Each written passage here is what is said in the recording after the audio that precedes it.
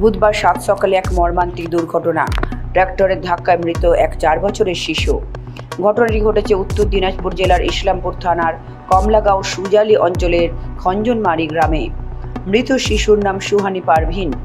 স্থানীয় সূত্রে খবর, সকালবেলা শিশুটি রাস্তা পেরিয়ে দোকানের দিকে যাওয়ার সময় অন্য দিক থেকে আসা একটি ট্রাক্টরে বাচ্চাটির মাথাতে সজোরে ধাক্কা মারে। ঘটনাস্থলেই মৃত্যু হয় ছোট্ট বাচ্চাটির। ইসলামপুর থানার রামগঞ্জ আউটপোস্ট পুলিশ ফাঁড়ির পুলিশ ঘটনাস্থলে পৌঁছায়। মৃত বাচ্চাকে উদ্ধার করে ময়নাতদন্তের জন্য ইসলামপুর মহকুমা হাসপাতালে পাঠানো হয়। পুরো ঘটনার তদন্ত শুরু করেছে পুলিশ। ওইটা অ্যাক্সিডেন্ট হয়ে গেছিলো, আমি তো ছিলাম না, আমি যখন সাইডে যাচ্ছিলাম তা আমার ভাই ফোন করলো, তা তোমার ভাতিজা ট্র্যাক্টর দিয়ে অ্যাক্সিডেন্ট করে দিয়েছে। ট্র্যাক্টরটা আমি ধরা পাইনি, ট্র্যাক্টরটা বললো আমার গ্রামের লোক খুঁজছে। এটা খঞ্জনমারি সুজালি অঞ্চল আমার। হ্যাঁ, না না না না না ওই সাইডে ছিল, ট্র্যাক্টরটা পিছনে আসছিলো, ওই হালটা উপরে করছিল নি, যখন নিচে করছিল মাথাটা নিয়ে নিয়েছে, মোবাইলটা খতম করে দিয়েছে। সোহানি পারবেন, মেয়ে হবে মেয়ে, আমার ভাস্তি আপনি বোন।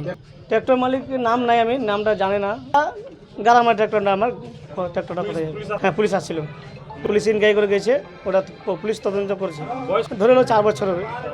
এখন চাই কি, যেটা আমার দেখবো ব্যবস্থা করে, গ্রামের লোকগুলো আমার বিচারাধীন করে দেয়, ঠিক আছে, না বিচার করে আমি দেখবো।